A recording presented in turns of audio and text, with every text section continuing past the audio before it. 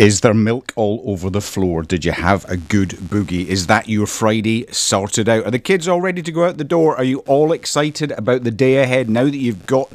Yeah, now that we just have that little bit more fun, we've just lifted our spirits a little bit, lifted our energy. In the quantum field, we are more wave than we are particle, but that's an awful lot deeper stuff that we talk about one-to-one. Tenacity. Did you see it? Did you see Tuesday's racing on the Harukai Gulf up in Auckland? Those two boats, those sailors out on the water and the teams behind them, when all looked like it was lost. When New Zealand were so far behind that, was there any point in keeping going? Was there any point? There was no way they could catch Jimmy Spittle and his team. Or could they? And maybe that's the question we need to be asking ourselves all of the time. Could I? Could I just? That's what tenacity is about. Tenacity. Just getting up one more time. It's tough. I get it. It's tough out there. Sometimes you just feel like you are getting beaten down and beaten down and beaten down. But tenacity is that ability to step up one more time, because we're looking at the bigger goal. What's your bigger goal out there? And that bigger goal could be as simple as getting out of bed in the morning. It could be as simple as getting the kids out to school. Come on, get ready. Or something you're looking forward to. I received, I'm going to share a personal story here, and I'm quite sure she's not listening, so it'll be fine. I received an absolutely brilliant image this week from a dear listener, otherwise known as my wife, Liz. She's had a lovely pair of trousers that she has looked at hanging in the wardrobe for a long time, and she got them on this week. And there were nearly tears in my eyes when I saw that she was wearing those trousers that she's loved, and she's thought and there was never quite that drive, never quite that tenacity to go, do you know what, I'm doing it this time. So proud of her, so proud, Lizzie. You did it. You went out and you had the tenacity to realise that it's a long game. And look, what's your story? I'm going to tell stories, and they're going to be stories that you see from the media. They're going to be personal stories, or stories that I hear from clients, or Liz. But they're there to trigger your thoughts. They're there to give you some idea about what have I done? Because if you look back into stuff that you've done in the past, you will see where you have been tenacious, where you got up that one more time. And that means that, do you know what? It's not so scary next time. It's not so scary this time. And at the back end of the show, I'm going to cover half a dozen points. If we get that far, because I know Monica can talk. And this conversation might go anywhere with Monica B after the next song.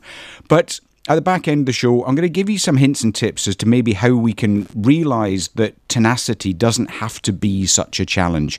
But for now, think back to a time when you were more tenacious, when you got up and you did something and you made it work. You made it work and you just thought, wow, I can actually do this. I can do this and I can try again. And remember that feeling, because that feeling is the thing that you can hook into. You can hook into it and realise that, do you know what, I can do this again. Don't think about the feeling that you had when you were fighting into it. Think about the feeling of joy. Always think of gratitude. Always think of joy. And it makes tenacity an awful lot easier to come by. That's the point of today's show. That's what we saw out on the water Tuesday's races were the really, really nail-biting, exciting ones. But throughout the whole of the America's Cup campaign, throughout any sports game that you watch, where that try is scored in the last 2 minutes, where that goal is scored just as the whistle goes, that is true tenacity. That is the tenacity that we all have in our life. There are ups and downs that we've just got to deal with. And those ups and downs are the thing that makes it fun. But, we just got to remember, life is a roller coaster.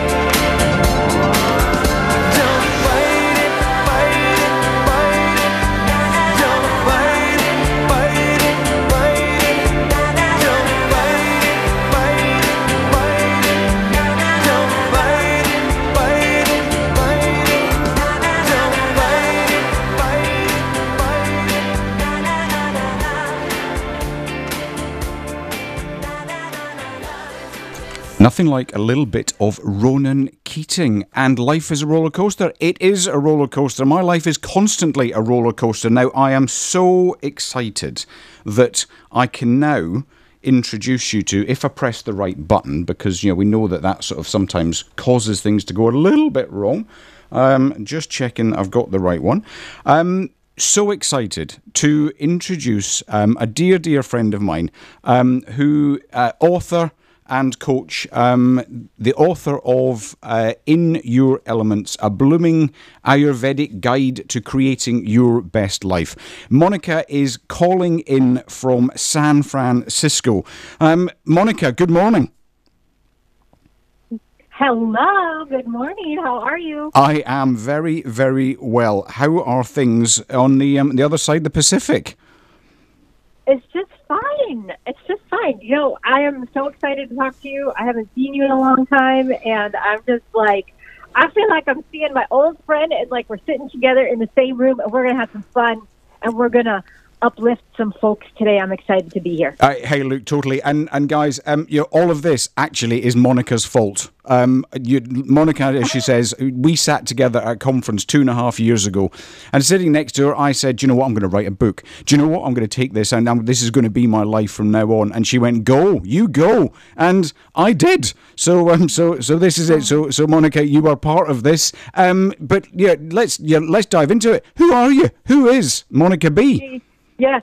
Before I talk about myself, I want to give you a shout because last night I was telling my husband, I said, I'm so excited to be with Stu. I'm like, I just love Stu. I feel like he should be my neighbor, but he's across the world. But I just love Stu. And I was like, do you know what he did? In 2.5 years, he did all these things, and I was watching him, and he, on social media, he's lifting people up. He wrote himself a book, and now he's on the radio. And I was like, just go Stu. And so we had a little Go Stu energetic rally in our house yesterday. So I wanted to give kudos to you because I've seen what you've done, and it's been just so fun to watch you.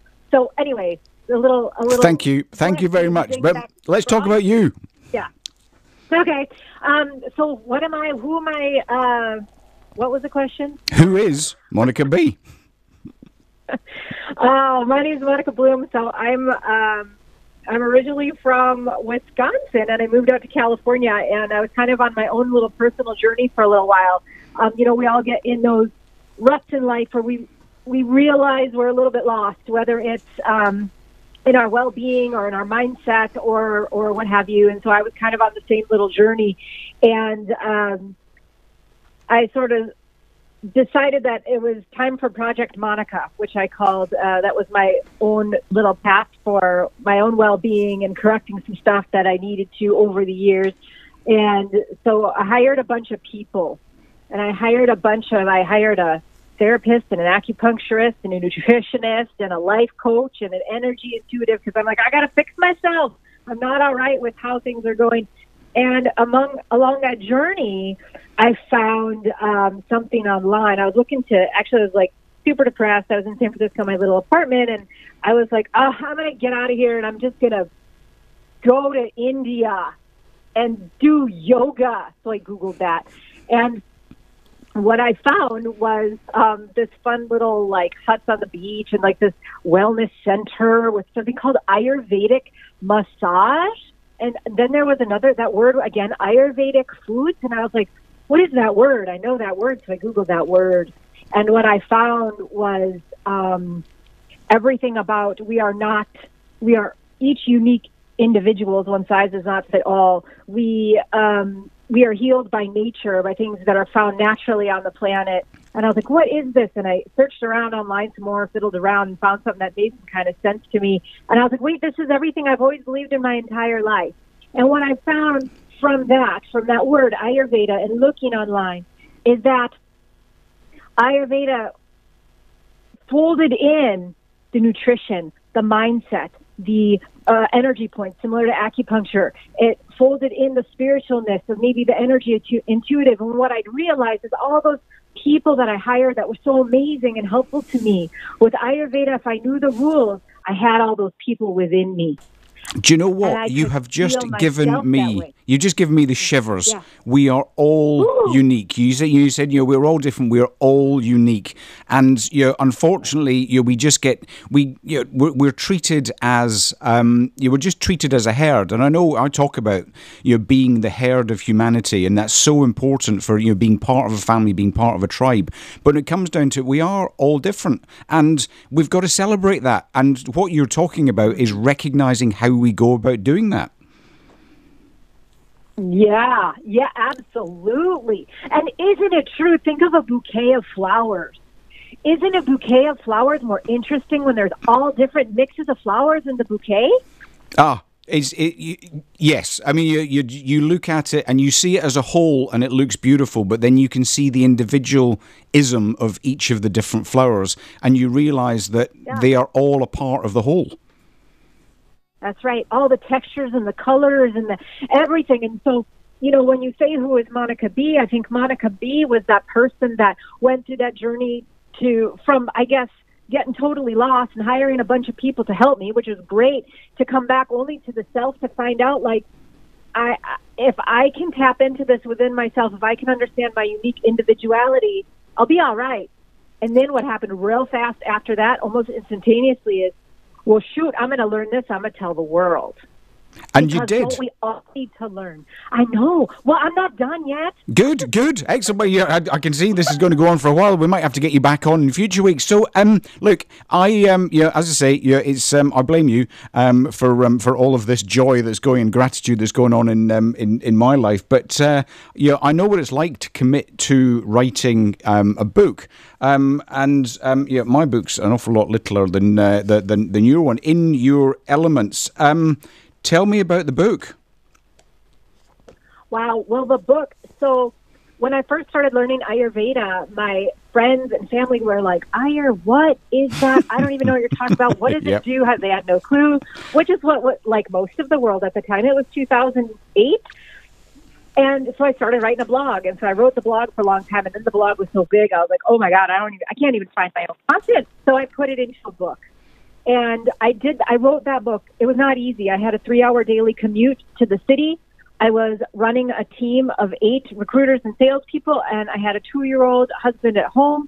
And so things were very busy. And so that book arrived from those late nights because I felt like I had a purpose to share. I'm like, geez, if I can't even find my own stuff on my blog, how's anybody else going to find my stuff? I got to get this out there. And I think the stress of balancing all of that, this was such a place of happiness and joy, and I could make it whatever I want. And nobody owned me or my time with the book, and nobody owned my creativity. Stu, I think there's even typos in that book. Like, it's so raw, which is embarrassing, but whatever. It's so But you're an raw, American, of course. There's typos in it. So, it was just born out of like, everybody needs to know this. I'm not stopping. I'm going to put a book together. I hope it's beautiful enough that everybody's hearts can feel it and that my words can drop into your brains and hearts and change you a little bit. And look, I'm going to come back to the book in a little while, but I've read it more than once. To be honest, look, it went in the travel bag when you gave it to me. But I've read it more than once. It's actually looking a little bit thumbed now because I do find it's worth going back to. And certainly with my studying that I'm doing at the moment in the quantum realm and what cutting edge science is telling us, it's telling us that what you've just spoken about is entirely right. It's the stuff we've known for millennia, and science is now proving it. So, look, back to Resilience, the Resilience Show on Arrow FM. How can Ayurvedic teaching help with resilience? Well, I think it's a couple different things because Ayurveda is mind, body, spirit. All three connected. Yep.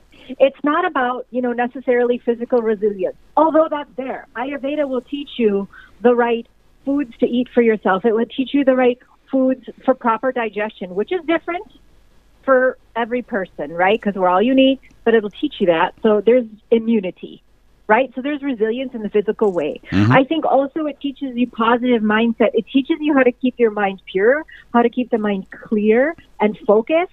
and how to, I don't want to say see the bright side, because it's not always about seeing the bright side, but it's about learning the lesson. It is what it is.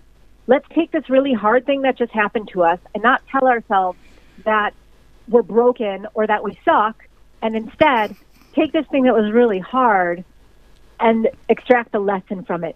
Isn't that so cool? Because that's where life is built from. And so that's sort of the mental, the mind component of resilience. And I think the spirit component of resilience is just like, hey, like you were born knowing what to do. You were born for a reason. Have faith, have your trust, have your good feelings that even if you come across an obstacle and it's hard, you keep your faith that you're going to get through it.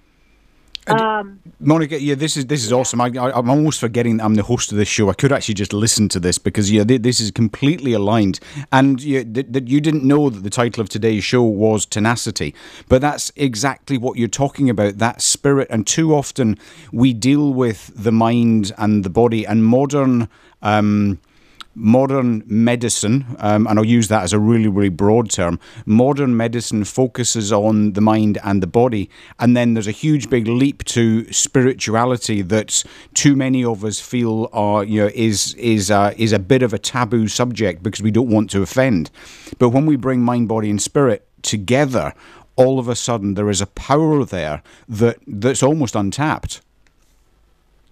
I completely agree with that. It was beautiful to draw those all together, because it's almost like if you're only treating one, which is the body, like even, modern medicine was only treating the body for a little while. The mind part is still kind of new a little bit, where they're like, oh, mind, body go together. But if you forget the spirit, you're missing a third of the puzzle. And so when all three come together, that is the whole being. That is our entire being. And I think people, we as a whole get so attached to the things that we're experiencing with the five senses.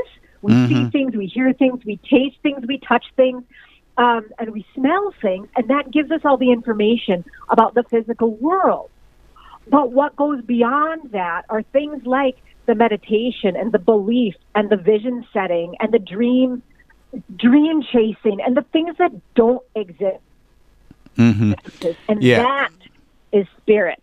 That is where the great things happen, and it's a third of this component of this puzzle, I guess. Yeah, and I want to go back to something you touched on. We've been studying the body for a good long while, and we're beginning to understand the mind. And I think when we talk about the mind, too often it gets put in a box as if you have got trouble with your mind,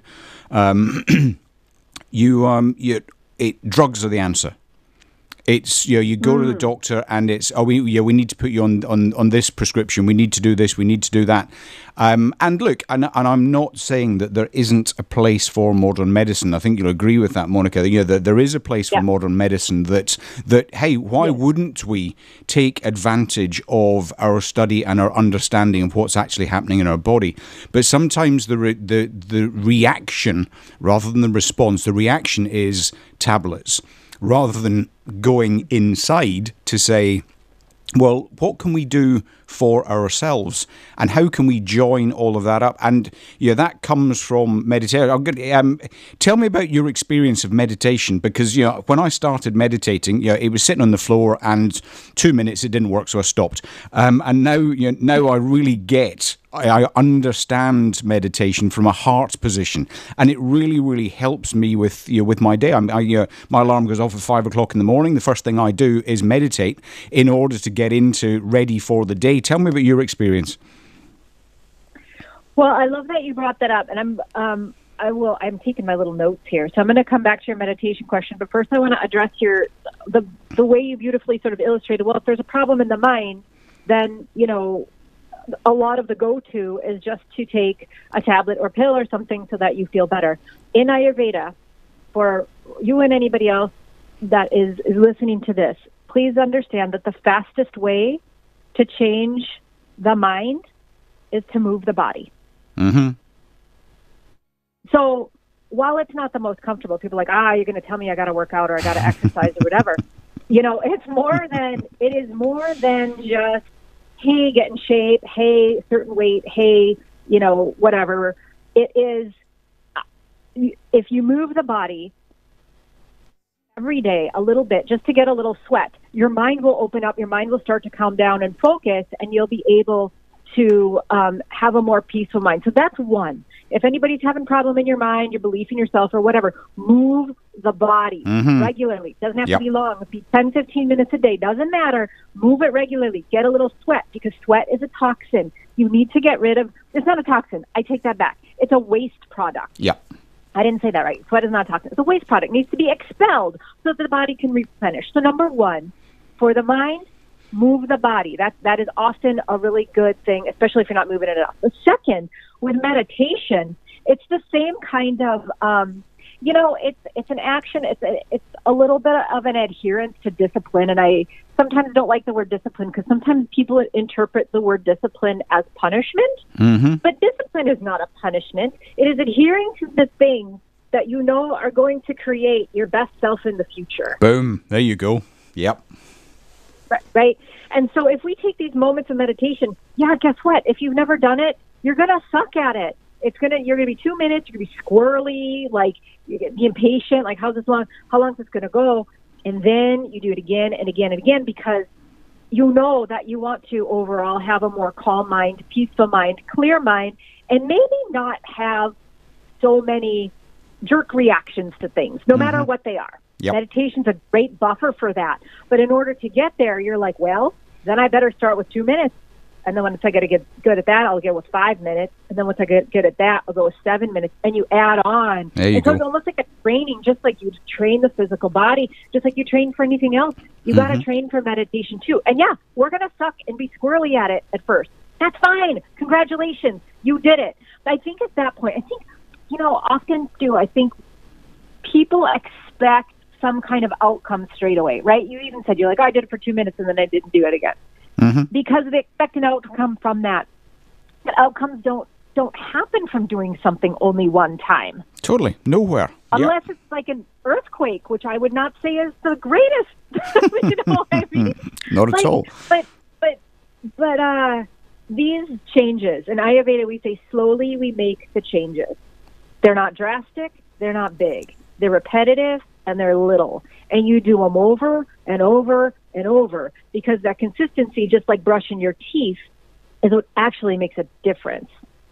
Slowly we make the changes. That's absolutely beautiful. That's if you talk about resilience, if you talk about tenacity, slowly we make the changes. But the important thing to do is to get started. Yes. It's that action component.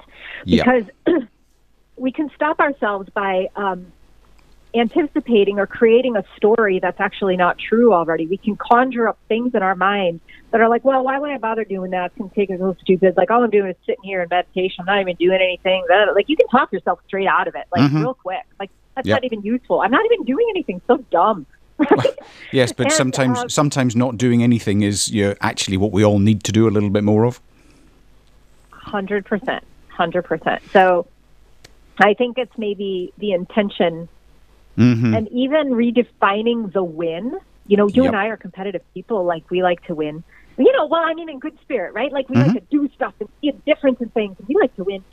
But I think it would be kinder to ourselves if we didn't say, I have to win at everything, and instead call the win the act of doing it instead of the outcome of it. And look, there are so many taglines to this. Be kinder to ourselves. That's what I say to my kids. Be kind and be useful, but that's not just an out the way thing. It's an in the way thing as well. Be kind to yourself. Be useful to yourself. So, Monica, this has been absolutely brilliant, and we have squeezed so much into a short time, and we're going to have to do this again.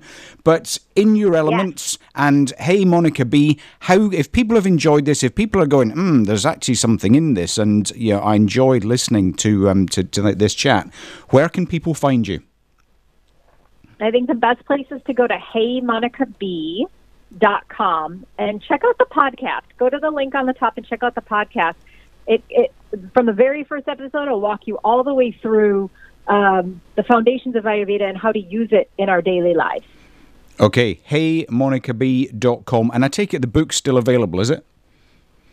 Yeah, you can find it on Amazon. The only trickery is I don't know exactly where it's available around the world. So if somebody wants to get their hands on it and you can't find it on the Amazon in your country, email me, monica@heymonicab.com. See if I can do something about that. And I don't know if we'll I can. Figure it out. Yeah. We'll figure it out. Okay, couple more questions. Favorite meal and where would you eat it?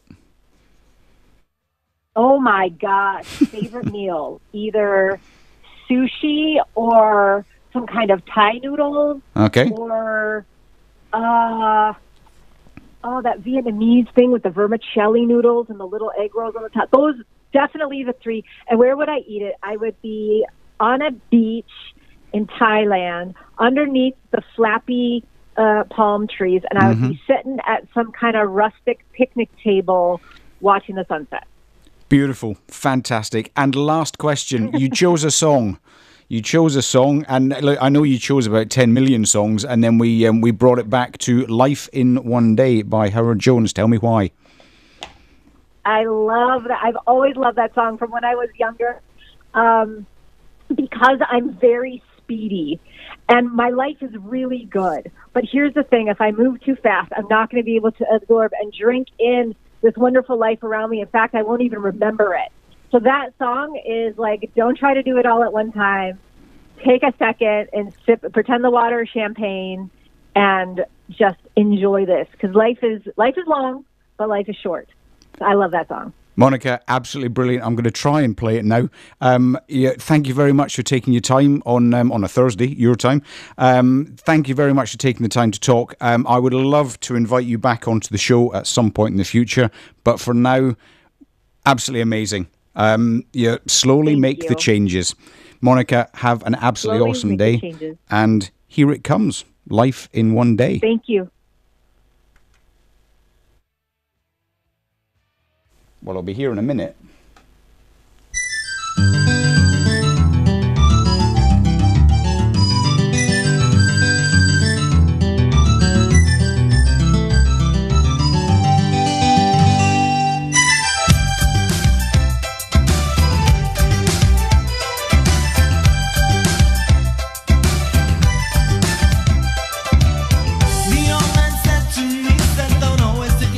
Seriously, play the flute and dance and sing.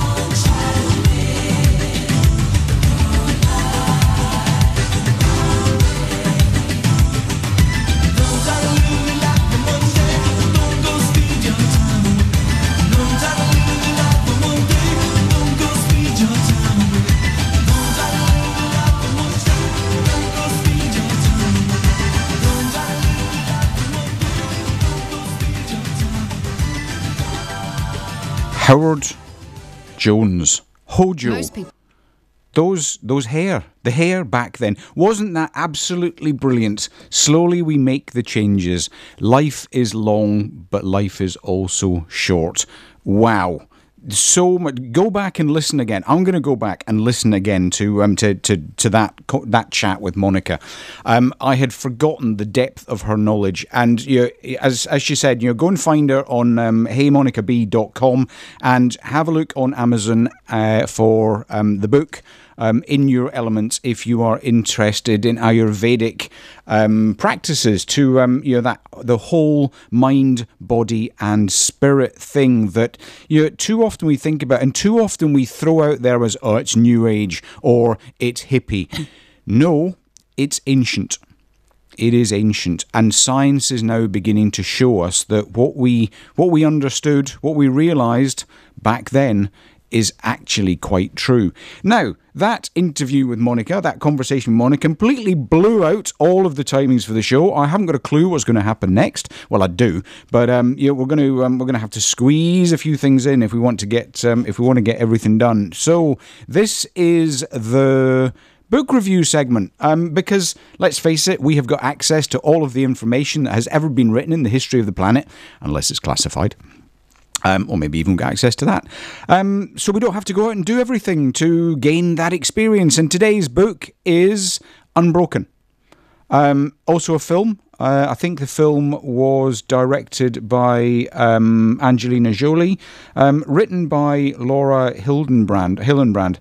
And it's a story of Louis Zamperini, who, man, at times, boy, did his life suck. Captured by the Japanese, first of all, shot out the air in an aeroplane during World War II, and then survived at sea and didn't get eaten by sharks, although nearly did. Survived at sea, then got rescued. Woo! Got rescued. Oh, boo! By the Japanese at the time, and went to prison of war camp, and then. Got rescued at the end of World War II, and then got on with his life. And it's phenomenal. I haven't watched the film. Absolutely phenomenal story. A really great story of hope. A story of tenacity. A story of resilience. It's a story that tells the truth. I watched a film at the weekend called The Railway Man. The Railway Man is another story about World War II and the war in the Far East, the bridge over the River Kwai, and it is honest. Colin Firth and Nicole Kidman. Absolutely, this was a Saturday night film. It was meant to be a hey, kick back, have a drink, enjoy time with your wife, who chose the film. And it was gripping, edge of the seat stuff. It was true. It was brutal. We left it shocked at the end of the film, wondering, wow. It wasn't glorified. I think some of the early films about World War II, Bridge over the River Kwai, to name but one. Glorified what was actually going on, almost from a point of view of you just hey, look, we won, great. No, nobody wins in war. People are left with challenges. Been there, I've led soldiers on the battlefield, and I've seen what it does. But to come through all of that, to come through what Louis Zamperini went through, and many others, of course. He is he's the focus of the book Unbroken. But many other silent names went through horrific things during any war that they've been involved in. Our young soldiers, but they came through it. They had the tenacity to work their way through it. And these books, they're a great way to reflect that. We can do something. Little moves. Slowly make the change. Get started. So if you're looking for something to read, go out, find, get down to the library, go out, find Unbroken. Really, really great story, true story about how one man survived and then dealt with the horrors of war. Right, time to lift it up a little bit. That was that got a little bit serious for a little while. Next track, and this is one that's not so much requested, but I promised I'd play it. This is from a listener in Scotland, like the other side of planet Earth. It's almost as far away as you can get from where I'm sitting at the moment. And when I spoke about the getting in the river last week, this person wrote me a message and said, I thought you were going to play Every River, when I actually played The River by Garth Brooks. So today, to make up for that, here it is, Every River.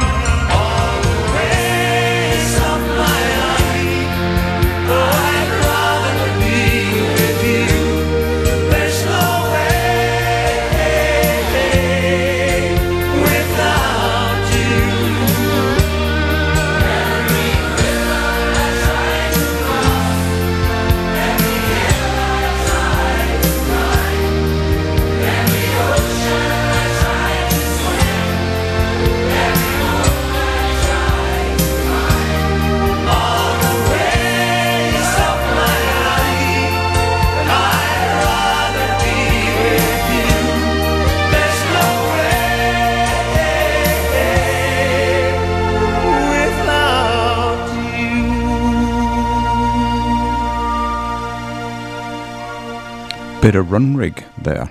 Scottish band from way up in the islands, and a band that was throughout my childhood, and I think I even saw them live a couple of times.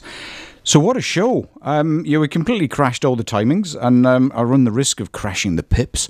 But we'll get through it. But I said at the top of the show that I'd give you a couple of hints as to maybe dealing with becoming more tenacious, and I hope that this show with the stories about Te Rahutai, Monica's stories, the book Unbroken, have all given you examples about how the human body is, the human body, and when I say body, I mean mind, body, and spirit. I'll have Monica on the phone again. How the whole mind, body, and spirit piece is an absolutely amazing thing. We are miracles. We are unique. Remember that. We are unique. And that means that we all need different things. But it also means we've got so many different things to offer the world. That's why we're here. We're here to be kind and to be useful. But I said that, being tenacious. So here's a couple of things that you might think about doing when you think, this tenacious thing's tough. Yeah, it is. Try again. Just try again. As Monica said, slowly we make changes. And sometimes that means that it feels like we're going backwards. But making changes doesn't mean going from 1 to 100 in one day. It means going from 1 to 2. And the next day to 3. And some days it might be about going from 1 to 1.1. It doesn't matter. You're heading in the right direction. And even if you go backwards, that's okay. Going backwards is a lesson. Something happened that caused you to go backwards. What was it? What was it that triggered that backward step? Try again. The next day, just try again. That's all. Forgive yourself. Life is tough out there. It can feel tough. Forgive yourself. Give yourself that next chance to do it. And if it's still not working, and you're still struggling, accountability is the next thing to consider. Ask someone to help. That's not weak. Asking for help is one of the strongest things we can actually go out there and do. Ask for help. I did a post on Facebook. If you look for Stu Darling on Facebook, you'll see posts over the last 3 days. And I did a post about, ask for help. Because asking for help makes people realise that you are human and that you are trying to change. And by asking for help, you get that accountability. Not only will that other person, if you ask them, find you or hold you accountable, you will hold yourself accountable to them. That's the secret of accountability. It's actually about you being accountable to yourself. And by not wanting to let yourself down in front of your friends or your family who you've asked for help, it will allow you to dig deep and find your way forward. And lastly, as ever on this one, have fun. Smile. Live with that little bit of joy. Live with that little bit of gratitude. Be the wave, not the particle. And go out there and enjoy it. What are you going to do today? What are you going to do today that's going to make life just that little bit more fun? Tenacity. Lean in, get into the river and do so. The last track today is I'm not going to do dedicated songs. I'm going to dedicate the show each week. I'm not going to dedicate songs except this week, because I'm dedicating this to the most tenacious person that I know on this planet, or one of the most tenacious people that I know on this planet. I have been fortunate enough to walk by her side for, oh dear, I'm tearing up. Think of the words, not the emotion. Walk by her side for over 25 years, and next week we celebrate our 25th anniversary, and this is some of the silliness that's gone on in the last 25 years.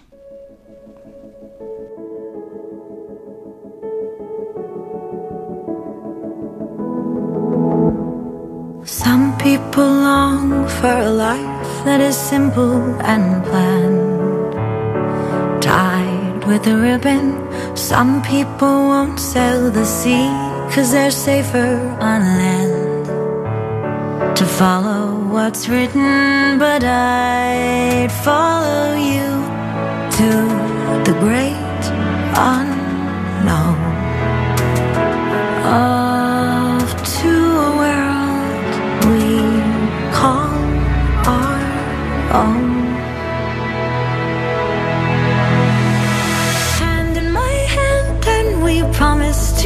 never let go. We're walking a tightrope. High in the sky, we can see the whole world down below. We're walking a tightrope. Never sure, never know how far we could fall. But it's all an adventure that comes with a breathtaking view. Walking a tightrope with you. Ooh, ooh, ooh, ooh. With you. Ooh, ooh, ooh, ooh, with you. Mountains and valleys and all that will come in between. Desert and ocean, you pull me in, and together we're lost in a dream. Always in motion, so I risk it all just to be with you. And I risk it all for this life we choose. Hand in my hand, and you promised to never let go. We're walking a tightrope.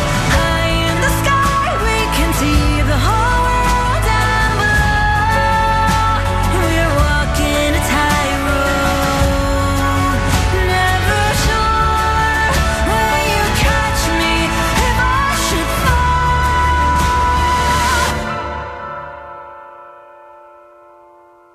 Well, it's all an adventure that comes with a breathtaking view. Walking a tightrope with you. Ooh, ooh, ooh, ooh. With you.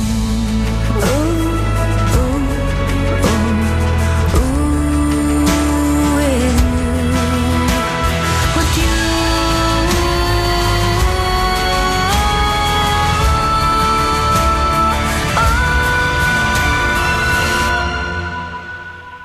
With you.